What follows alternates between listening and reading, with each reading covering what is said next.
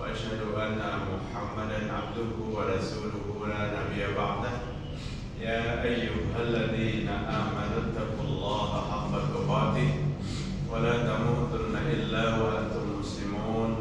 يا أيها الناس اتقوا ربكم الذي خلقكم من نفس واحدة وخلق منها زوجها وبث منهما رجالا كثيرا ونساء واتقوا الله الذي تساءلون به والأرحام إن الله كان عليكم رقيبا.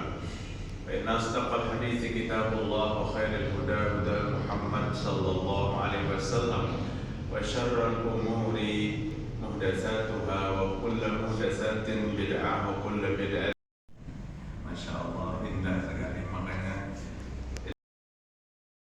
imam yang luar biasa, samping imam rawatib Ustaz Amin, Syekh Abdul Rahman adalah imam yang cukup menggiring makmum kepada satu keikhlasan di dalam sholat.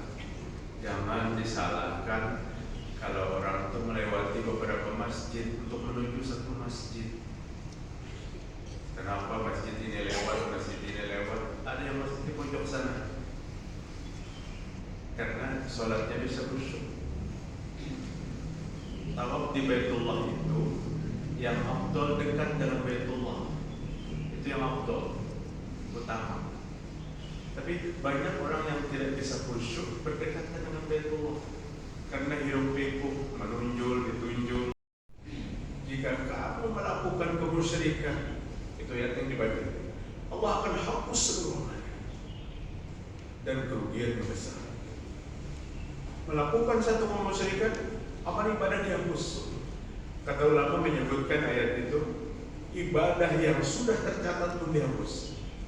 30 tahun yang lewat, dia pernah ibadah dengan penuh khusyuk. Kemudian dia pernah ibadah dengan keikhlasan, sesuai dengan dicatat ibadahnya itu sebagai amal ibadah. 20 tahun berikutnya terperangkap kepada syirik, maka yang sudah dicatat itu dihapus oleh Allah SWT. Dasar Pak, syirik, putuskan hubungan. Berita apa yang lebih menyakitkan daripada itu? Lebih menyakitkan bagi orang yang bertahan pada kemusyrikan, putus hubungan kita kata Allah Ta'ala. Seminggu aja diputus hubungan bini kita kayak apa? Sakit hati.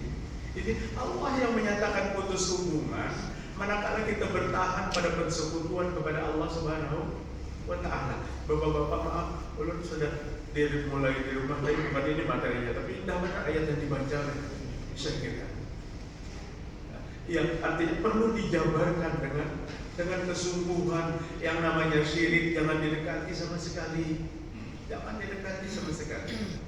Maka syirik itu akan datang dari berbagai penjuru, dan bahkan kita tidak sadar dalam rumah kita. Berserah diri kepada Allah dengan ketahuitan yang terbaik, tunduk dan taat kepada perintah Allah sesuai dengan apa yang dituntut. Wal bara'atu minasyirki wa ahli, berlepas diri daripada syirik dan berlepas diri daripada penyebar-penyebar kemusyrikan.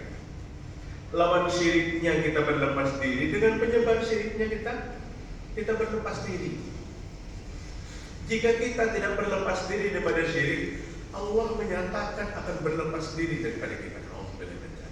Allah menyatakan akan memutuskan hubungan dengan kita. 22 Ramadan, dari sepertiga terakhir Ramadan, Nabi meningkatkan amal ibadah. Dalam hadis, Nabi mengencangkan ikat pinggang. Sampai satu hari para jemaah bertanya, kayak apa Bang? Ikat pinggang Nabi yang Nabi kencangkan itu bukan sabuk yang dimaksud, bukan sabuk, tapi Nabi meningkatkan amal ibadah di hari-hari akhir. Bahkan istri-istri Nabi turun dalam i'tikaf, Nabi i'tikafnya kada membubulikan. Nabi itu kan orang yang senang dengan kerapian, Bapak-bapak. Di tengah i'tikafnya sudah beberapa hari, rambutnya mulai usang. Kalau Nabi itu sabar, yang tidak ditinggal sangat dekat. dengan Masjid Nabawi. Tapi Nabi pulang ke rumahnya bukan mengetuk pintu, Bapak. Nabi mengetuk jendela. Ketuk jendela. Dibuka oleh istri tercintanya siapa? Aisyah radhiyallahu anha. Apa kata Aisyah? Apa ya Rasul? Nabi menyandarkan kepalanya di jendela. Artinya Nabi minta sisiri rambutnya. Disisir oleh Aisyah sampai rapi rambut Nabi. Dan Nabi berkata, Aisyah, aku ke masjid lagi meneruskan etika. Namun kita kadang-kadang nampak rambut kepala di jendela. Tapi Alhamdulillah, ini etikap yang digalakkan oleh Rasulullah Sallallahu Alaihi Wasallam.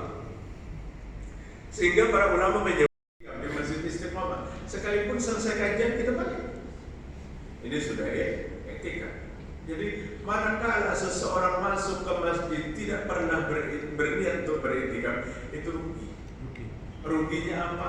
Kurang maksimal ganjaran pahalanya. Memang gak ada yang rugi ke masjid itu.